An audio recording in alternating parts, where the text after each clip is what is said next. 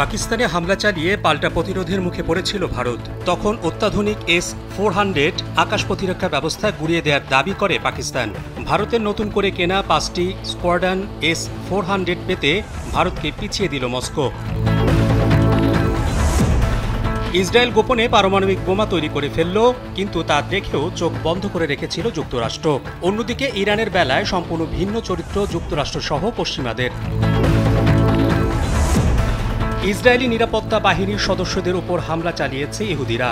এতে অধিকৃত পশ্চিম তীর থেকে আটক হয় 6 ইহুদি। ইসরায়েলি প্রতিরক্ষা বাহিনী IDF এর বরাতে তথ্য জানিয়েছে মার্কিন সংবাদ মাধ্যম CNN। ইরান ও ইসরায়েলের যুদ্ধ শেষ হলেও এবার ইসরায়েল ও ভারত মিলে পাকিস্তানের বিরুদ্ধে একটি নতুন যুদ্ধের পরিকল্পনা করছে। সম্প্রতি এমন একটি মন্তব্য করেছেন পাকিস্তানের জ্যেষ্ঠ সাংবাদিক ও কলামিস্ট হামিদ মীর। মার্কিন প্রেসিডেন্ট ডোনাল্ড ট্রাম্পের ঘোষণায় গাজা উপত্যকায় যুদ্ধবিরতি ঠেকাতে মরিয়া ইসরায়েল। জেরুজালেম পোস্টের এক বিবৃতিতে তথ্য জানানো হয়েছে। এদিকে আগামী এক সপ্তাহের মধ্যেই যুদ্ধবিরতিতে যাওয়ার ব্যাপারে আশাবাদ ট্রাম্পের। ইসরায়েল হঠাৎ করে হামলা করে বসে ইরানে। পাল্টা জবাবে ইসরায়েলকে ধ্বংসস্তূপে পরিণত করে ইরান। দেশ দুটির মধ্যে যুদ্ধবিরতি চলছে। আঞ্চলিক শান্তি ও সহযোগিতা জোরদারে প্রতিবেশী দেশগুলোর সঙ্গে সম্পর্কের নতুন অধ্যায় শুরু করতে চায় ইরান। সেতুর অদ্ভুত নকশা তৈরি করায় বরখাস্ত করা হয়েছে 7 প্রকৌশলীকে। নবনির্মিত ব্রিজের অস্বাভাবিক 90 ডিগ্রি বাঁক নিয়ে সামাজিক যোগাযোগ মাধ্যমে ব্যাপক আলোচনা সমালোচনা ঝড় উঠেছে। বিতর্কিত এই নকশাটি ভারতের প্রকৌশলীদের। মাতাল অবস্থায় স্বপ্ন ভেবে চামচ গিলে ফেলেন যুবক। চিকিৎসকেরা পেটের ভেতর 15 সেন্টিমিটার লম্বা একটি সিরামিকের চামচ খুঁজে পান। পরে চামচটি বের করতে সক্ষম হন চিকিৎসকেরা। চুক্তির আওতায় টিকটকের যুক্তরাষ্ট্র শাখাকে মার্কিন প্রতিষ্ঠানে পরিণত করার পরিকল্পনা ট্রাম্পের। চুক্তি তৈরি হয়েছে, তবে তা এগিয়ে নিতে চীনের অনুমোদন লাগবে। চীনা প্রেসিডেন্ট শি জিনপিং এটি অনুমোদন করবেন বলেও মনে করছেন ট্রাম্প। অন্তর্বর্তী সরকারের প্রধান উপদেষ্টা ডক্টর মোহাম্মদ ইউনূসের সঙ্গে টেলিফোনে কথা বলেছেন মার্কিন পররাষ্ট্রমন্ত্রী মার্কো রুবিও। আলোচনায় যুক্তরাষ্ট্র ও বাংলাদেশের মধ্যে অর্থনৈতিক সম্পর্ক গভীর করা এবং ইন্দো প্যাসিফিক অঞ্চলে নিরাপত্তা ও স্থিতিশীলতা জোরদারে তাদের অভিন্ন প্রতিশ্রুতি পুনর্ব্যক্ত হয়েছে। আন্তর্জাতিক শীর্ষ 10 খবরের এবারে জানুন বিস্তারিত।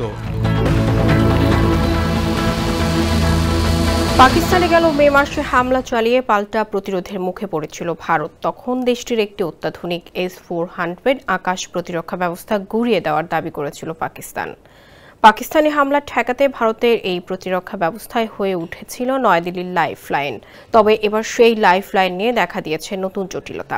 রাশিয়ার কাছ থেকে আরও 5 স্কোয়াড্রন S-400 পেতে কয়েক বছর আগে চুক্তি করেছিল ভারত। সেগুলো 2024 সালে ভারতকে বুঝিয়ে দেওয়ার কথা ছিল, কিন্তু এখন তা পিছিয়ে গেছে 3 বছরের জন্য। ভারতীয় গণমাধ্যম টাইমস অব ইন্ডিয়ার বরাতে এমন খবর ছেপেছে দ্য মস্কো টাইমস। তাতে বলা হয় এই ব্যবস্থা আগামী 2027 সালে ভারতকে সরবরাহ করা হবে। এর আগে ভারতের প্রতিরক্ষা মন্ত্রী রাজনাথ সিং ও তার রুশ সমকক্ষ আন্দ্রেই বেলুসভের মধ্যে বৈঠক হয়। সেই বৈঠকের পর এমন খবর প্রকাশ করল টাইমস অফ ইন্ডিয়া। গেল 2018 সালে ভারত ও রাশিয়ার মধ্যে S-400 নিয়ে একটি চুক্তি হয়। $540 কোটি ওই চুক্তি অনুযায়ী ভারতকে 5 স্কোয়াড্রন S-400 সরবরাহ করার কথা ছিল মস্কোর। নিঃসন্দেহে এই মুহূর্তে বিশ্ব রাজনীতির অন্যতম আলোচিত বিষয় হল যুক্তরাষ্ট্র ও ইসরায়েলের সাথে ইরানের সংঘর্ষ। আর এই দ্বন্দ্বের পেছনে একমাত্র কারণ তা হল ইরানের পারমাণবিক কর্মসূচি। মূল বিষয় হলো ইরানকে কোনোভাবে পারমাণবিক অস্ত্রের মালিক হতে দেবে না যুক্তরাষ্ট্র। কিন্তু সবথেকে অবাক করা তথ্য হলো এই যুক্তরাষ্ট্রের হাত ধরেই শুরু হয়েছিল ইরানের পরমাণু কর্মসূচি। কিন্তু কিভাবে, কেনই বা যুক্তরাষ্ট্র সম্পূর্ণ 180 ডিগ্রি ঘুরে সেই ইরানের পরমাণু স্থাপনায় হামলা করল? 1955 সালে যুক্তরাষ্ট্র একটি কর্মসূচি হাতে নেয়, যার উদ্দেশ্য উন্নয়নশীল দেশগুলোর কাছে সীমিত পরিমাণ বিভাজনযোগ্য পদার্থ রপ্তানির অনুমতি দেয়া এবং পারমাণবিক চুল্লি নির্মাণে সহায়তা করা। এই কর্মসূচির প্রথম উপকারভোগী ছিল ভারত। এরপর একে একে দক্ষিণ আফ্রিকা, ইসরায়েল, তুরস্ক, Pakistan, Portugal, Greece, Spain, Argentina, Brazil এবং ইরান এই দেশগুলো যুক্তরাষ্ট্রের পারমাণবিক সহায়তা পেতে শুরু করে। 1957 সালের 5ই মার্চ যুক্তরাষ্ট্র ও ইরানের মধ্যে একটি পারমাণবিক সহযোগিতা চুক্তি স্বাক্ষরিত হয়। তখন ইরান শাসন করছিলেন Shah Mohammad Reza পাহলভি। Atoms for piece উদ্যোগের আওতায় এই চুক্তি ইরানের পারমাণবিক কর্মসূচির ভিত্তি স্থাপন করে। ওয়াশিংটনের দৃষ্টিতে ঠান্ডা যুদ্ধের প্রেক্ষাপটে ইরান ছিল একটি কৌশলগত সম্পদ। তৎকালীন সংরক্ষিত নথিপত্র অনুযায়ী নিরপেক্ষ অবস্থানে থাকা ইরানকে সোভিয়েত ইউনিয়নের বিরুদ্ধে প্রতিরোধ কৌশলের মূল ভিত্তি হিসেবে দেখা হতো এবং অ্যাটমস ফর পিস কর্মসূচি ইরানকে পশ্চিমা জোটের প্রতি অনুগত রাখার একটি উপায়ও ছিল। 1967 সালে যুক্তরাষ্ট্র তেহরানকে একটি 5 মেগাওয়াট ক্ষমতাসম্পন্ন পারমাণবিক গবেষণা চুল্লি সরবরাহ করে, যার সঙ্গে দেওয়া হয় উচ্চমাত্রায় সমৃদ্ধ ইউরেনিয়াম, যা চুল্লিটি চালাতে প্রয়োজন ছিল। 3 বছর পর অর্থাৎ 1970 সালে ইরান পারমাণবিক অস্ত্র বিস্তার রোধ চুক্তি অনুমোদন করে। এই চুক্তির মাধ্যমে ইরান প্রতিশ্রুতি দেয় যে তারা পারমাণবিক অস্ত্র অর্জন বা উন্নয়নের চেষ্টা করবে না। তবে এই চুক্তি ও ওয়াশিংটন তেহরানের পারমাণবিক সহযোগিতা খুব বেশি দিন স্থায়ী হয়নি। 1979 সালে ইরানে ইসলামী বিপ্লবের বিজয়ের পর সবকিছু বন্ধ হয়ে যায়, কিন্তু এর প্রভাব থেকে যায় দীর্ঘকাল। যদিও প্রথম দিকে আয়াতুল্লাহ রুহুল্লাহ খোমেনির নেতৃত্বাধীন নতুন ইসলামী সরকার শাহের পারমাণবিক প্রকল্পগুলো সরাসরি প্রত্যাখ্যান করে। সে সময় এই খাতে প্রশিক্ষণপ্রাপ্ত বহু অধ্যাপক দেশ ছেড়ে পালিয়েও যান। তবে সময়ের সঙ্গে সঙ্গে ইসলামী বিপ্লবের নেতৃত্ব বুঝতে পারে পারমাণবিক প্রযুক্তির কৌশলগত গুরুত্ব। তারা শুধু দেশত্যাগী বিশেষজ্ঞদের ফিরিয়ে আনার চেষ্টাই করেনি, বরং নিজস্ব গোপন পারমাণবিক কর্মসূচি শুরুও করে। বিশ্বজুড়ে আন্তর্জাতিক রাজনীতির খেলায় যুক্তরাষ্ট্র বরাবরই পক্ষপাতের ভূমিকায় থেকেছে। ইসরায়েল গোপনে গোপনে পারমাণবিক বোমা তৈরি করে ফেলল, কিন্তু তা দেখেও চোখ বন্ধ করে রেখেছিল যুক্তরাষ্ট্র। অন্যদিকে ইরানের বেলায় সম্পূর্ণ ভিন্ন চরিত্র দেখা যায় যুক্তরাষ্ট্রসহ পশ্চিমাদের। ইমতিয়াজ আহমেদ, কালবেলা। ইসরায়েলি নিরাপত্তা বাহিনীর সদস্যদের উপর হামলা চালিয়েছে ইহুদিরা। এ ঘটনার অভিযোগে অধিকৃত পশ্চিম তীর থেকে আটক করা হয়েছে 6 ইহুদিকে। ইসরায়েলি প্রতিরক্ষা বাহিনী আইডিএফ এর বরাতে এ তথ্য জানিয়েছে মার্কিন সংবাদ মাধ্যম CNN। বিবৃতিতে আইডিএফ জানিয়েছে, কিছুদিন আগে কাফর মালিক নামে এক ফিলিস্তিনি গ্রামে অগ্নিকাণ্ড হয়। ওই অগ্নিকাণ্ডে 3 জন নিহত হয়েছে বলে দাবি করছে ফিলিস্তিনি কর্তৃপক্ষ। ওই ঘটনার কয়েকদিন পর বন্ধ ঘোষিত একটি সামরিক এলাকায় বেশ কয়েকজন ইহুদিকে যেতে দেখে ইসরায়েলি নিরাপত্তা বাহিনী। পরে নিরাপত্তা বাহিনীর সদস্যরা সেখানে পৌঁছালে আক্রমণাত্মক হয়ে ওঠে ইহুদিরা। নানা রকম কটূক্তির পাশাপাশি নিরাপত্তা বাহিনীর সদস্যদের আক্রমণও করে তারা। শুধু তাই নয়, নিরাপত্তা বাহিনীর সদস্যদের গাড়িতে ভাঙচুর করেছে উত্তেজিত ওই ইহুদিরা। এমনকি তাদের গাড়ি চাপা দেওয়ারও চেষ্টা করে তারা। বিবৃতিতে এমন কর্মকাণ্ডের তীব্র নিন্দা জানিয়ে আইডিএফ বলেছে, নিরাপত্তা বাহিনীর সদস্যদের উপর যে কোনো ধরনের সহিংস কর্মকাণ্ডের কঠোর নিন্দা জানায়। তারা স্পষ্ট করে বলতে চায়, দায়িত্ব পালনের সময় যারা নিরাপত্তা কর্মীদের ক্ষতি করতে চায় তাদের বিরুদ্ধে কঠোর ব্যবস্থা নেবে আইডিএফ।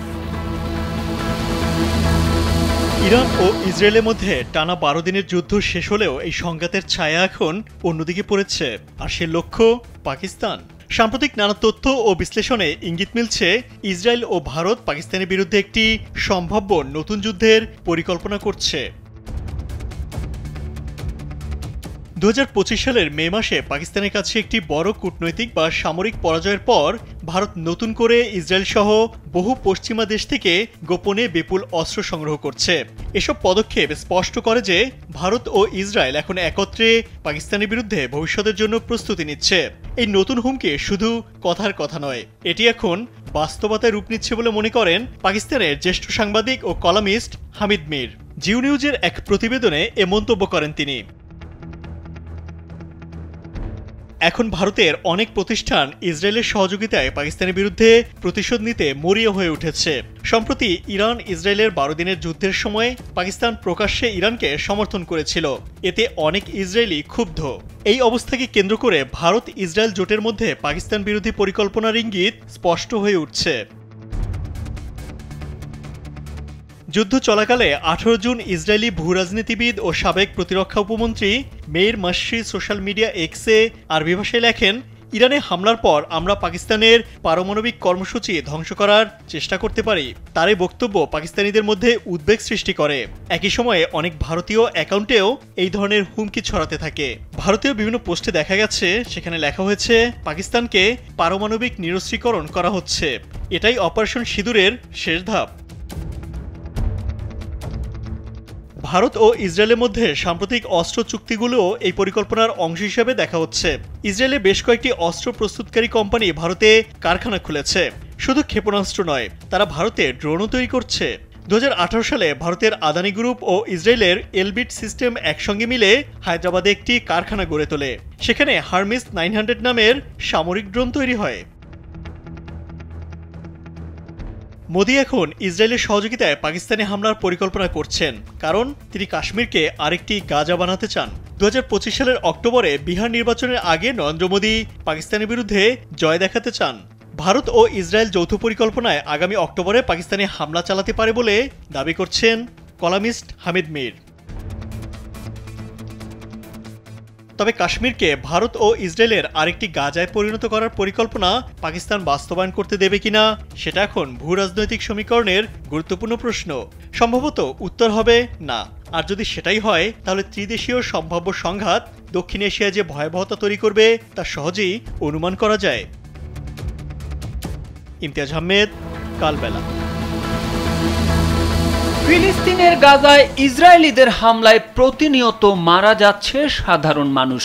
গাজায় যুদ্ধবিরতির বদলে বোমা মেরে মানুষ মারাতেই বেশি আগ্রহ ইসরায়েলি সেনাবাহিনীর, কিন্তু ইরান ইসরায়েল যুদ্ধ মাত্র 12 দিন শেষেই যুদ্ধবিরতিতে যাওয়ায় আলোচনায় ওঠে গাজায় যুদ্ধবিরতি নিয়ে।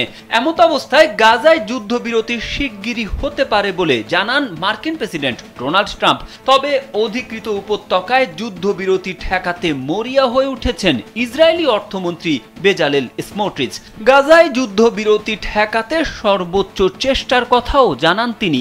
সোমবার জেরুজালেম পোস্টের এক বিবৃতিতে এ তথ্য জানানো হয়েছে। স্মোট্রিচ বলেন, গাজা যুদ্ধবিরতির যে কোনো চুক্তির বিষয়ে তিনি সর্বোচ্চ বিরোধিতা করবেন। সোমবার এক সংবাদ সম্মেলনে তিনি বলেন, আমি পুরো মন প্রাণ দিয়ে বলতে পারি এমনটা হতে দেওয়া হবে না। আমি প্রধানমন্ত্রী নেতানিয়াহুর সঙ্গেও বিষয়টি নিয়ে কথা বলছি এবং তার দিক থেকেও এখন পর্যন্ত তেমন কোনো ইঙ্গিতই দেখছি না। এর আগে ট্রাম্প বলেছিলেন গাজায় 1 সপ্তাহের মধ্যে যুদ্ধবিরতি হতে পারে। গাজায় যুদ্ধবিরতি নিয়ে কাজ করা কয়েকজন ব্যক্তির সঙ্গে তিনি কথা বলেছেন। শুধু তাই নয়, আগামী 1 সপ্তাহের মধ্যেই যুদ্ধবিরতিতে যাওয়ার ব্যাপারে আশাবাদ ব্যক্ত করেন ট্রাম্প। ইসরায়েল হঠাৎ করে হামলা করে বসলে ইরানও ক্ষেপণাস্ত্র ছুড়ে পাল্টা জবাব দেয়। 12 দিনের যুদ্ধে ইসরায়েলকে ধ্বংসস্তূপে পরিণত করে ইরান। তবে বর্তমানে দেশ দুটির মধ্যে যুদ্ধবিরতি চলছে। আর যুদ্ধবিরতির এই সময়ে প্রতিবেশীদের ব্যাপারে কৌশল পাল্টানোর ঘোষণা দিয়েছে তেহরান। আঞ্চলিক শান্তি ও সহযোগিতা জোরদারে প্রতিবেশী দেশগুলোর সঙ্গে সম্পর্কের নতুন অধ্যায় শুরু করতে চায় তারা।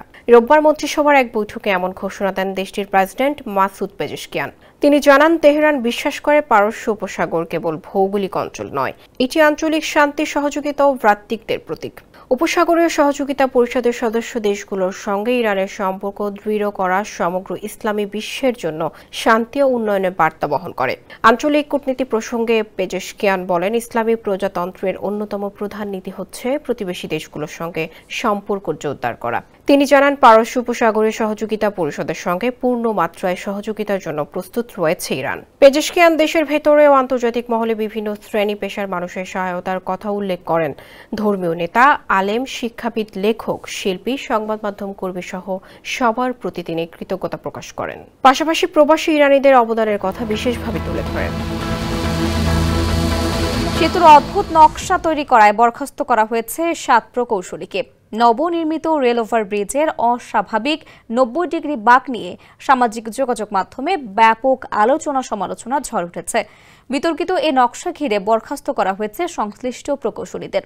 স্থানীয়রা জানিয়েছেন, সেতুতে এমন অলৌকিক বাঁক আগে কখনো দেখেনি তারা। ভারতের মধ্যপ্রদেশ রাজ্যের রাজধানী ভোপাল শহরের ঐশবাগ এলাকায় নির্মিত এই রেল ওভার ব্রিজ ঘিরে সমালোচনার ঝড় উঠতেই নড়ে চড়ে বসেছে রাজ্য সরকার। তীব্র নকশাগত ত্রুটির দায়ে ইতিমধ্যেই 7 জন প্রকৌশলীকে বরখাস্ত করা হয়েছে। তাদের মধ্যে রয়েছেন 2 জন চিফ ইঞ্জিনিয়ার। আরও একজন অবসরপ্রাপ্ত প্রকৌশলীর বিরুদ্ধে বিভাগীয় তদন্ত শুরু হয়েছে। রাজ্যটির মুখ্যমন্ত্রী মোহন যাদব সামাজিক যোগাযোগ মাধ্যম এক্সে এক পোস্টে জানান, নির্মাণে মারাত্মক অবহেলা হয়েছে বলে তিনি জানতে পেরেছেন। ফলে বিষয়টি তদন্ত করে দায়ীদের বিরুদ্ধে ব্যবস্থা নেওয়া হয়েছে। এছাড়াও সেতু নকশা প্রস্তুতকারী প্রতিষ্ঠান ডাইনামিক কনসালটেন্ট এবং নির্মাতা প্রতিষ্ঠান পুনিত চাড্ডাকে কালো তালিকাভুক্ত করা হয়েছে। সেতুটিতে প্রয়োজনীয় পরিবর্তনের জন্য একটি বিশেষ প্রকৌশল কমিটি গঠন করা হয়েছে বলে জানিয়েছেন মুখ্যমন্ত্রী। হঠাৎ পেটের অস্বস্তি নিয়ে পৌঁছান হাসপাতালে। চিকিৎসকেরা পরীক্ষা নিরীক্ষা করে চমকে ওঠেন। পেটের ভেতরে খুঁজে পান আস্ত এক চামচ। মাতাল থাকায় ওই যুবক মনে করেছিলেন তিনি স্বপ্নে চামচ গিলে ফেলেছেন, কিন্তু 6 মাস পর সত্যিটা জেনে নিজেই চমকে গেছেন। 29 বছর বয়সী ওই যুবক ধারণা করেছিলেন কোনো খাবারের সঙ্গে ভুল করে প্লাস্টিক খেয়ে ফেলেছেন, কিন্তু চিকিৎসকেরা পরীক্ষা নিরীক্ষা করে তার পেটের ভেতরে আটকে থাকা 15 সেন্টিমিটার লম্বা একটি সিরামিকের কফি চামচ খুঁজে পান। চিকিৎসকেরা পেটে চামচ আটকে থাকার কথা জানানোর পর তিনি বুঝতে পারেন চলতি বছরের জানুয়ারিতে থাইল্যান্ডে ঘটনাটি ঘটে।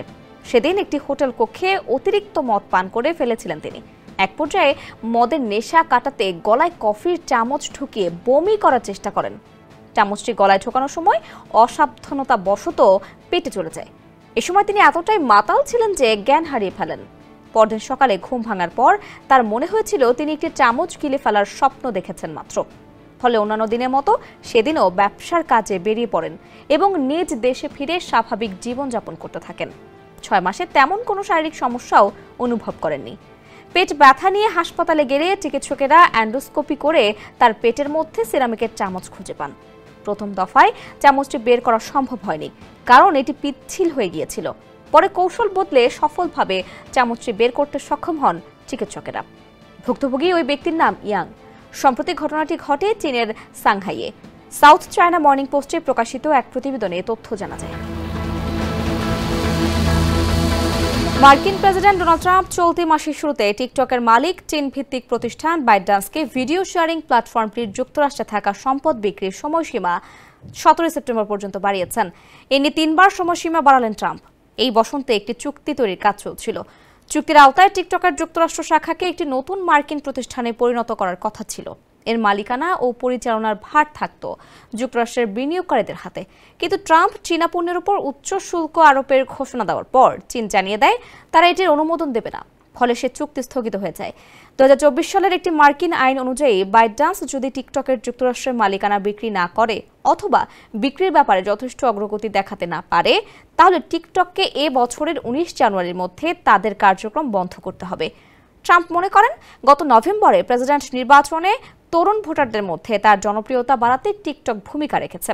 মার্কিন প্রেসিডেন্ট ডোনাল্ড ট্রাম্প ফক্স নিউজে প্রচারিত এক সাক্ষাৎকারে বলেছেন তিনি জনপ্রিয় ভিডিও শেয়ারিং প্ল্যাটফর্ম টিকটকের জন্য ক্রেতা খুঁজে পেয়েছেন। তিনি ওই ক্রেতাদের খুব ধনী বলে বর্ণনা করেছেন আর মোটামুটি 2 সপ্তাহের মধ্যে তাদের পরিচয় প্রকাশ করবেন বলে জানিয়েছেন। তিনি বলেন তিনি যে চুক্তিটি তৈরি করছেন তা এগিয়ে নিতে সম্ভবত চীনের অনুমোদন লাগবে। চীনের প্রেসিডেন্ট শি জিনপিং এটি অনুমোদন করবেন বলেও মনে করছেন তিনি। অন্তর্বর্তী সরকারের প্রধান উপদেষ্টা ডক্টর মোহাম্মদ ইউনূসের সঙ্গে টেলিফোনে কথা বলেছেন মার্কিন পররাষ্ট্রমন্ত্রী মার্কো রুবিও।